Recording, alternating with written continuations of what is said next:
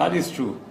If you listen to a Nigerian speaking, you don't know what... Sasa Rais William Ruto juzi alikuwa katika ziara nchini Italia ambako alikutana na Wakenya wanaoishi kule na vile vile wanaofanya kazi nchini Italia. Sasa katika maongezi yake Ruto akaimiminia sifa taifa lake, akasema kwamba ni taifa ambalo liko na viwango bora vya elimu na kwamba Kiingereza wanachozungumza Wakenya ni kizuri zaidi, akailinganisha na Kiingereza ambacho kinazungumzwa pale Nigeria.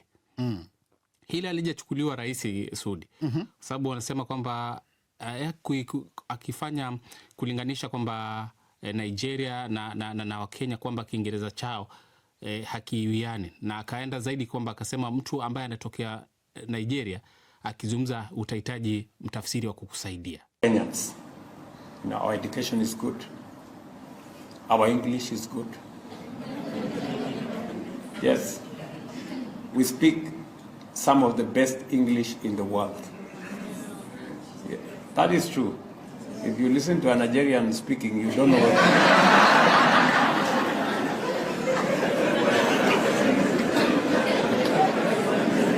you don't know. You need a translator. Even when they are speaking English, Ama.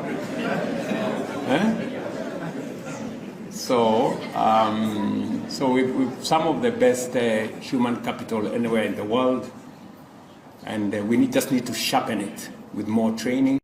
Alija kuwa jambo Rais mitandaoni Sudi. Yupo Tega Suni ameandika, si huwa wanaelewa filamu za Nigeria bila wakalimani wa lugha? Na zinatawala huko na zinatawala sana hasa Kenya. Ndio. Lakini Marvin wa Vuhudo anasema sasa Kiingereza tangu lini kikao kigezo cha kupima elimu ya watu? Hii kauli ya rais inasikitisha. Tajiri Lawel amesema badala ya kulinganisha viwango vya ubora vya uchumi, yeye anashughulisha kulinganisha ni nani anayezungumza Kiingereza bora zaidi. Lakini naye Penta Jewel anasema tuwe tayari sasa kati ya vita vya mitandaoni kati ya Kenya na Nigeria kufuatia kauli ya Rais William Ruto Sudi. Mimi niseme akili ni nywele.